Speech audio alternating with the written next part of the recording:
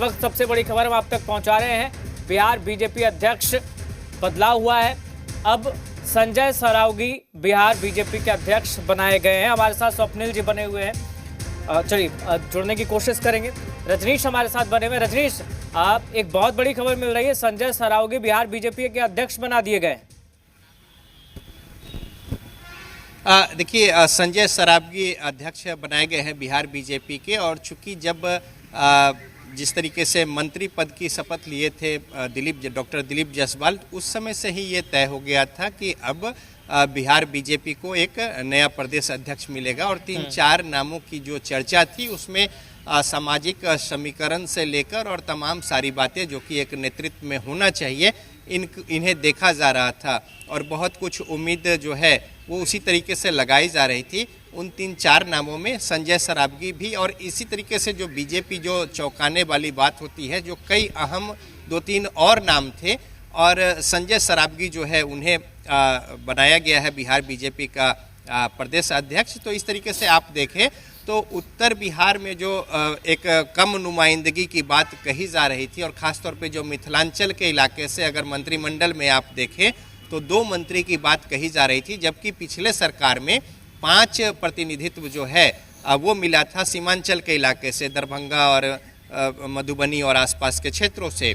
तो बहरहाल अब इसको भी ध्यान में रखा गया है। और साथ ही साथ जो सामाजिक समीकरण है, वैश्य समुदाय से आते हैं संजय सरावगी, और चूंकि उसी समुदाय से डॉक्टर दिलीप जायसवाल भी आते हैं, तो एक सामाजिक समीकरण को जो साधने की कोशिश है, जो कोर वोटर है बीजेपी का, उसका ख्याल रखा गया है। हालांकि इस बार ये भी चर्चा थी कि जो अग्री जाति के अगर अध्यक्ष बनते हैं तो फिर उसी तरीके से, लेकिन अगर आप मंत्रिमंडल में देखेंगे तो जो खासतौर पे अग्री जाति के जो उसमें प्रतिनिधित्व है, उसकी संख्या भी कमोबेश जो है अनुपातिक हिसाब से कुछ कम नहीं है, बल्कि कुछ ज़्यादा ही है।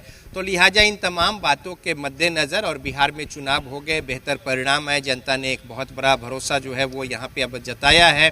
तो लिहाजा अब आगे की जो तैयारी होती है बीजेपी प्रदेश अध्यक्ष या फिर जो संगठन में जो कुछ बदलाव होते हैं, उसमें बहुत सूझबूझ और समझदारी और आगे की रणनीति और सोच के तहत कदम उठाती है। तो अब जो राज्य का कमान है वो संजय सरावगी को मिला है।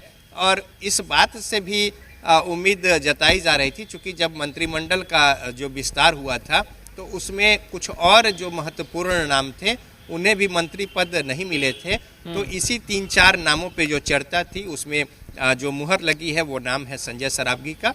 दरभंगा से वो पार्टी के विधायक है, साथ ही साथ इससे पहले वो उन्हें तजुर्बा भी है मंत्रिमंडल का भी, सरकार चलाने का भी, और संगठन में भी उन्होंने अपनी महत्वपूर्ण भागीदारी जो है वो निभाते आए हैं। तो एक बार फिर से उत्तर बिहार को लेकर, खासतौर पे सीमांचल इलाके को लेकर जो कम प्रतिनिधित्व की बातें जो कही जा रही थी, उसको भी पार्टी के स्तर पर अगर आप देखें तो उसमें उस तरीके से तवज्जो की बात है। और साथ ही साथ सामाजिक समीकरण की भी बात है, और वैश्य समुदाय को लेकर एक जो कोर वोटर की बात होती है बीजेपी की, उस हिसाब से भी संजय सरावगी जो है वो फिट बैठते हैं।